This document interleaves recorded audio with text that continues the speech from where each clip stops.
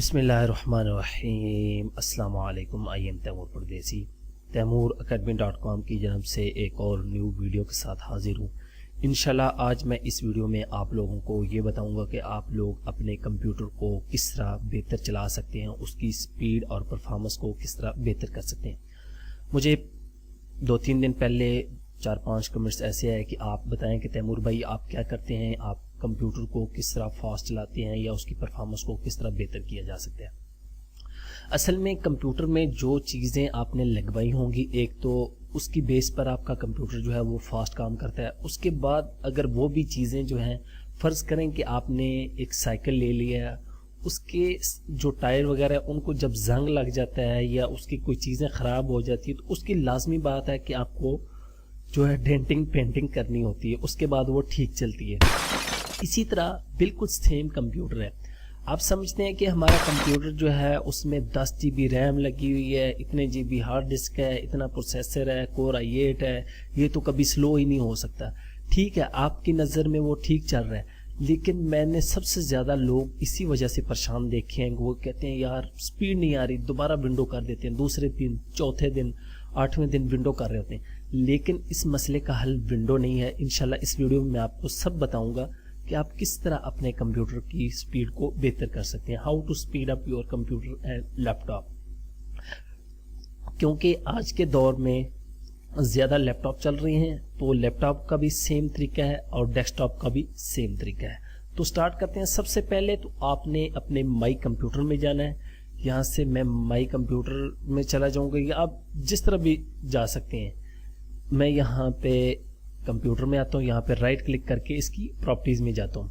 Computer की properties में जाने के बाद यहाँ पे लिखा हुआ है एडवांस सिस्टम सेटिंग, इस पे आपने क्लिक कर देना है। एडवांस सिस्टम सेटिंग के अंदर आपको एक एडवांस सेटिंग मिलेगी, आपने उस पे क्लिक करना है। यहाँ पे ये देखें, उसके बाद यहाँ पे पहला ही टैब परफॉर्मेंस का है, आपने इस सेटिंग पे क्लिक कर देना और यहाँ से ये देखें, यहाँ पे ये आपका ऑप्शन जो है वो सिलेक्ट होगा। आपने इसको कर देना है एडजस्ट फॉर बेस्ट परफॉर्मेंस। ठीक है, ये आपने कर देना है और ओके कर देना है। जो ही आप ओके करेंगे आपका कंप्यूटर थोड़ा सा फर्ज करेंगे वेट लेगा, उसके बाद वो बेस्ट परफॉर्मेंस की तरह चला जाएगा। इसको मैंने ओके कर दिया। अब ये कंप्यूटर जो है और तेज़ होता जाएगा।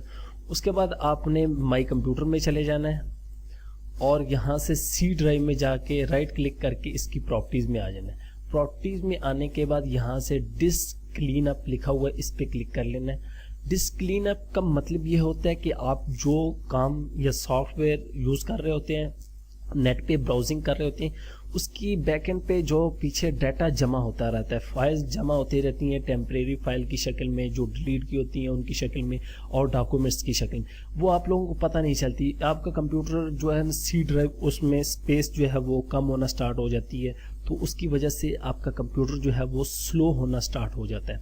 आप समझते हैं कि शायद यार इसी वजह, हालांकि बाकी ड्राइव जो है वो खाली होती हैं, लेकिन आप लोगों को मैं एक मशवरा यही दूंगा कि सी ड्राइव की हमेशा जो है वो स्पेस ज़्यादा रखें। अब बाज़ लोगों को मैंने देखा है कि वो लैपटॉप बाजार से लेते हैं, उनको पार्टीशन नहीं करनी आती, सेम वो ही एक ही ड्राइव होती है उनके पास, सी ड्राइव ही उनकी पूरी 600 GB 500 GB जितने की हार्ड है वो। यहाँ से आपने आके ये ऑप्शन यहाँ पे आपके सामने है टेम्परेरी फाइल रिसाइकल बिन, इसको भी सिलेक्ट कर सकते हैं। 00 बाइट्स है, ये देखें 16 MB, क्योंकि मैं तो डेली ये रूटीन से काम करता हूँ तो इसलिए मेरे पास ये मसला नहीं। बाकी जो जो फाइलें आपने डिलीट करनी है यहाँ से सिलेक्ट करके ओके कर दें और यहाँ से डिलीट फाइल कर दें। जो ही आप डिलीट फाइल करेंगे उसके बाद आपकी फाइल जो है वो डिलीट हो जाएंगी और आपने ओके कर देना है। उसके बाद यहाँ पे दूसरा हमारे पास ऑप्शन है टूल्स। टूल्स में सबसे पहले कि एरर चेक करें अपने डिस्क के। आप ये हफ्ते में एक दफ़ा कर लिया करें, ये डेली की मैं आपको बात नहीं बता रहा हूँ, हफ्ते बाद लाजमी कंप्यूटर में ये किया करें। यहाँ से आपने चेक नाउ कर देना कि आपकी हार्ड ड्राइव में ये पे लिखा हुआ कि ये खुद ब खुद ही उनको फिक्स कर दे या आपको दिखाए। यहाँ पे ये देखें रिकवरी बैड सेक्टर वगैरह, इसको स्टार्ट करेंगे तो ये स्टार्ट कर देगा। यहाँ पे स्टार्ट करेंगे और ये आप चेक करना स्टार्ट कर देगा। मैं इसको कैंसिल कर देता हूँ। उसके बाद इसको शेड्यूल भी कर सकते हैं कि यार हफ्ते में उस टाइम फला दिन इस टाइम ये खुद ब खुद होना स्टार्ट हो जाए।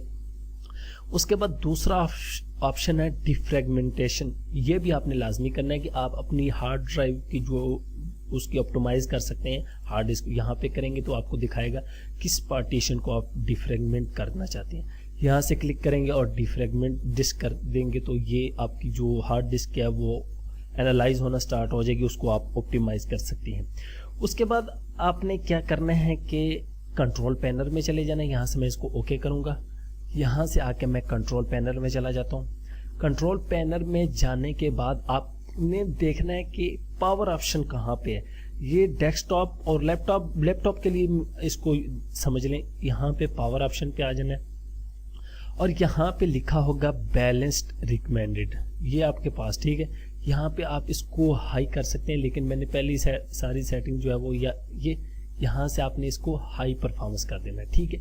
ये कर देना है और इसको क्लोज कर देना है। एक ये चीज़ भी लाजमी है कि आपने इसको पावर ऑप्शन में जाके हाई करना है, ठीक है। उसके बाद आपने अपने कीबोर्ड से विंडोज़ +R स्क्रीन पे बटन आ रहे होंगे, इन दोनों को मिला के इकट्ठा दबाना है तो हमारे पास रन का जो है एक डायलॉग बॉक्स है ये ओपन हो जाएगा।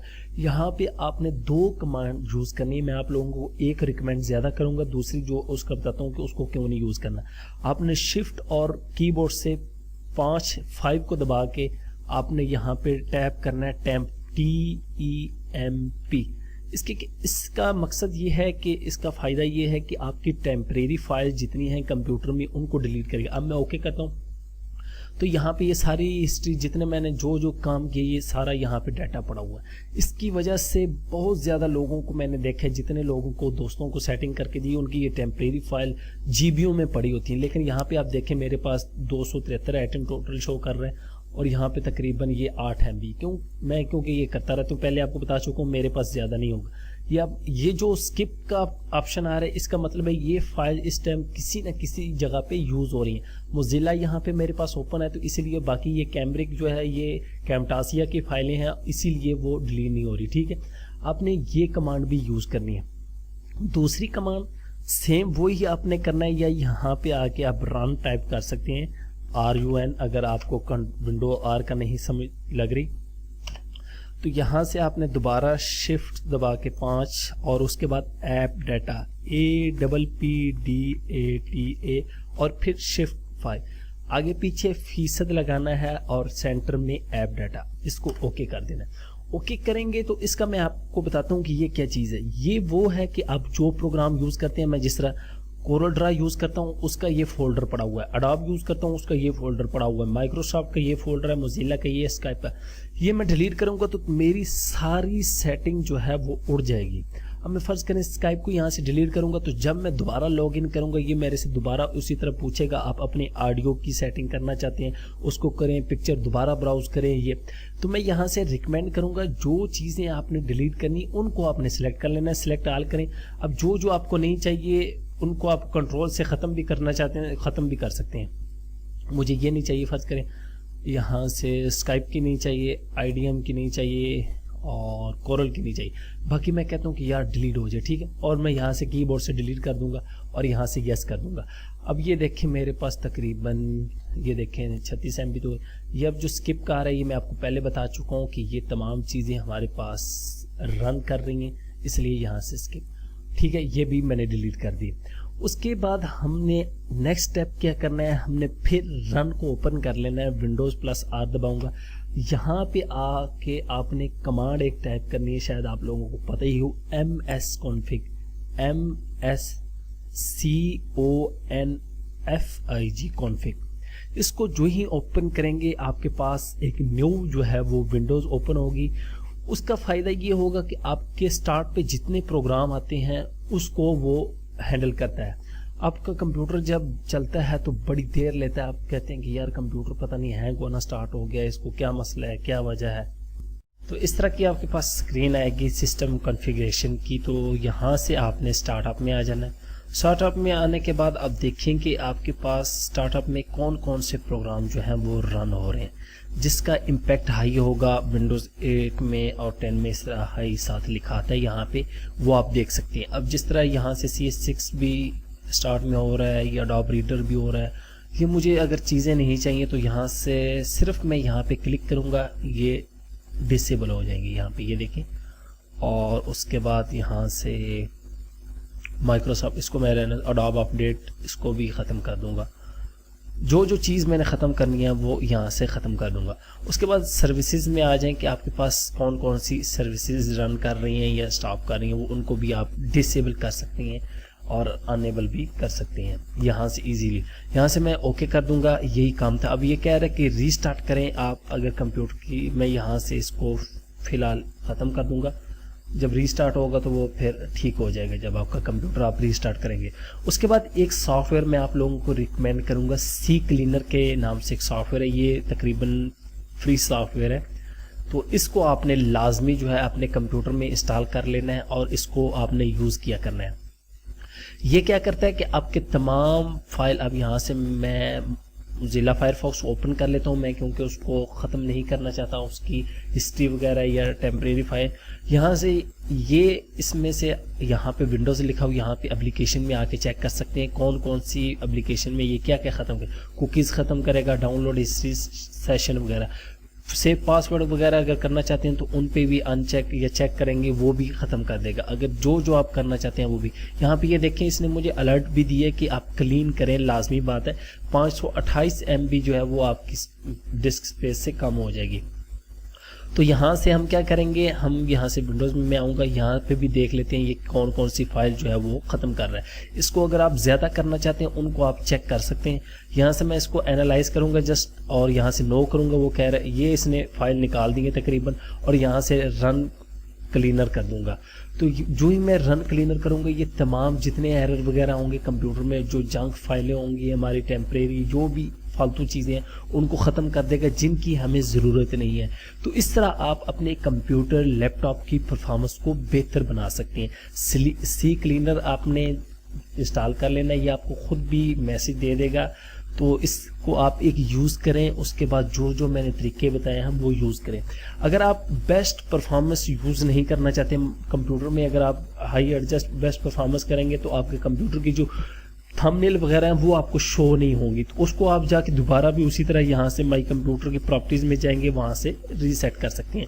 यहाँ से एडजस्टमेंट सेटिंग और ये एडवांस और परफॉर्मेंस, और यहाँ से ये कर सकते हैं। यहाँ से अगर ये करेंगे तो ख़त्म हो जाएगा।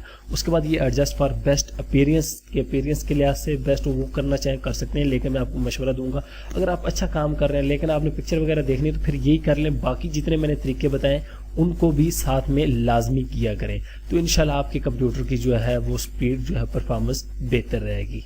Thanks for watching.